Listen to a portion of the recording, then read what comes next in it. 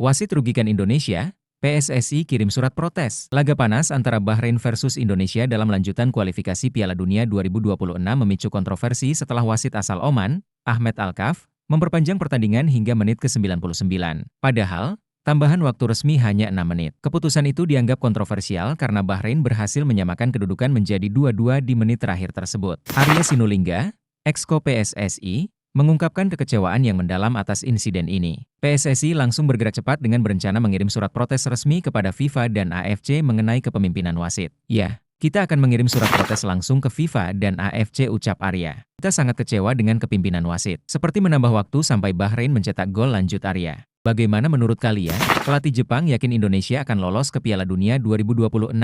Pelatih Timnas Jepang, Hajime Moriyasu, memberikan pujian atas permainan impresif Timnas Indonesia dalam ajang kualifikasi Piala Dunia 2026 ronde ketiga. Timnas Indonesia, yang tergabung di grup C bersama tim-tim raksasa seperti Jepang, Arab Saudi, Australia, Bahrain, dan Cina, dianggap sebagai kuda hitam. Dengan ranking FIFA yang paling rendah di grup ini, Indonesia awalnya tidak diunggulkan untuk lolos. Meski begitu, Hajime Moriyasu justru melihat potensi besar dalam skuad Garuda. Dia menilai Indonesia mampu membuat kejutan di grup ini. Bahkan, dalam wawancaranya dengan media Jepang, Moriyasu menyebutkan bahwa Timnas Indonesia berpeluang menemani Jepang menuju Piala Dunia 2026.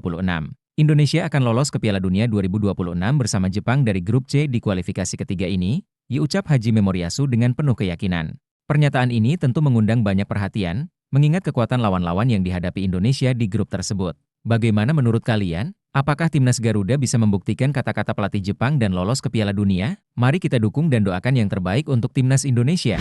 Bukan hanya rambutnya yang modis, Bang Jai juga sangat fantastis.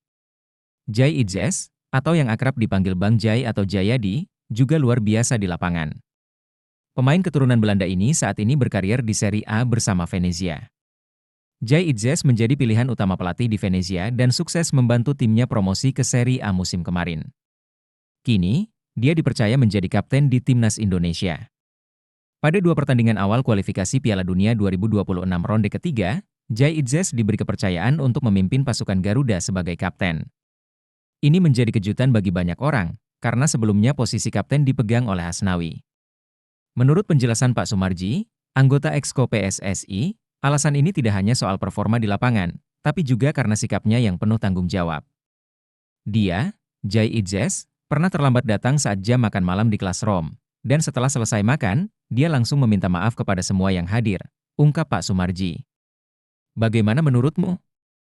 Apakah Jai Idzes akan kembali dipercaya menjadi kapten saat menghadapi Bahrain dan Cina? Tulis pendapatmu di kolom komentar. Cina ketar-ketir hadapi Indonesia. Mereka lakukan berbagai cara untuk kalahkan Indonesia. Timnas Indonesia sedang berada dalam tren positif jelang lanjutan kualifikasi Piala Dunia 2026, sementara Timnas Cina merasa terancam. Setelah melihat dominasi supporter Indonesia yang memenuhi stadion di pertandingan sebelumnya, Cina tampaknya khawatir stadion mereka akan dikuasai oleh gemuruh supporter Garuda. Untuk mengantisipasi hal ini, Cina melakukan langkah drastis dengan mengurangi jatah kursi tribun away untuk supporter Indonesia hingga lebih dari setengah dari kuota awal. Mereka tidak ingin kejadian seperti di King Abdullah Sport City Stadium, saat supporter Indonesia mendominasi dengan suara yang menggelegar, terjadi lagi di stadion mereka. Area yang seharusnya dialokasikan untuk pendukung Indonesia kini dialihkan sepenuhnya untuk supporter tuan rumah, dalam upaya untuk menjaga atmosfer yang lebih menguntungkan bagi mereka. Ini tentu menjadi kontroversi tersendiri di kalangan pecinta sepak bola, karena dukungan supporter Garuda telah menjadi salah satu kekuatan besar di setiap pertandingan Timnas Indonesia. Bagaimana pendapat kalian? Tulis pendapat kalian di kolom komentar. Shin Tae-yong lebih pilih Malik Rizaldi ketimbang Sananta. Shin Tae-yong telah mengumumkan daftar 27 pemain yang akan memperkuat Timnas Indonesia dalam lanjutan kualifikasi Piala Dunia 2026 putaran ketiga, melawan Bahrain dan Cina. Kejutan terjadi ketika Malik Rizaldi masuk dalam daftar tersebut, sementara Ramadan Sananta, yang sebelumnya menjadi andalan, tidak dipanggil kali ini. Menurut Shin Tae-yong, pemilihan Malik Rizaldi bukan tanpa alasan. Pelatih asal Korea Selatan itu menyatakan bahwa Malik saat ini memiliki kondisi fisik yang lebih baik dibandingkan Sananta. Malik terlihat kondisinya lebih baik dibanding Sananta, dan saya ingin memberikan kesempatan kepada Malik untuk membuktikan dirinya, ujar Shin Tae-yong dalam sebuah wawancara. Dengan adanya Malik Rizaldi dalam skuad, akan menarik untuk melihat bagaimana pemain ini tampil di pertandingan penting melawan Bahrain dan Cina. Apakah keputusan ini akan memberikan dampak besar bagi Timnas Garuda? Bagaimana menurut kalian? Apakah Malik Rizaldi bisa menggantikan peran Sananta di lapangan? Tulis pendapatmu di kolom komentar. Indonesia dirugikan wasit, negara lain ikut membela. Laga panas antara Bahrain dan Indonesia dalam lanjutan kualifikasi Piala Dunia 2026 memicu kontroversi besar. Wasit asal Oman, Ahmed Alkaf, menjadi sorotan setelah serangkaian keputusan yang dianggap sangat menguntungkan Bahrain. Dari awal laga, netizen di media sosial sudah ramai mengkritik kepemimpinan wasit ini, dengan banyak pelanggaran yang lembut diberikan kepada Bahrain. Kontroversi semakin memuncak saat masa injury time babak kedua. Wasit memberikan tambahan waktu 6 menit. Tetapi anehnya pertandingan terus berjalan hingga menit ke-99, membuat banyak pihak bertanya-tanya. Komentar pedas datang dari berbagai negara. Sportcaster Malaysia, Aiman Roshizam, menyebut, "Yuel, Ahmed Alkaf seperti biasa berulah. Indonesia dirampok dan dijarah, cuma itu yang bisa saya katakan dari laga ini." Sementara itu, dari Irak, podcaster Hasan Anebalal juga ikut bersimpati. "Ya untuk saudara Indonesiaku, kami bangsa Irak memahami sakit hati kalian. Perwasitan di sepak bola Asia memang sering kali dipertanyakan. Bagaimana menurut kalian? Tulis pendapat kalian di komentar."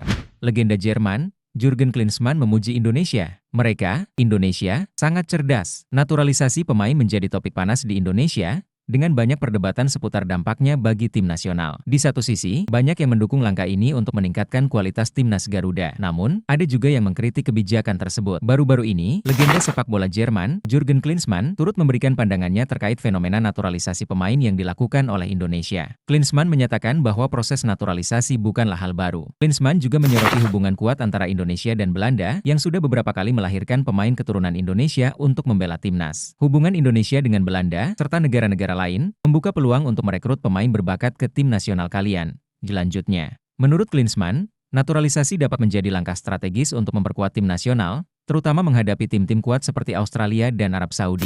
Jika Anda bisa mendapatkan pemain berkualitas, dan dia ingin memilih Indonesia sebagai negaranya, ini jelas menjadi keuntungan besar bagi tim kalian, ditambahnya. Sebagai penutup, Klinsmann berharap naturalisasi pemain dapat memberikan dampak jangka panjang yang positif bagi timnas Indonesia. "Saya berharap bahwa dengan adanya pemain yang memiliki ikatan emosional dengan Indonesia, hal ini bisa menambah kualitas dan konsistensi jangka panjang bagi timnas Garuda." Bagaimana menurut kalian? Apakah naturalisasi ini memang langkah yang tepat untuk memajukan sepak bola Indonesia? Berikan pendapatmu di kolom komentar.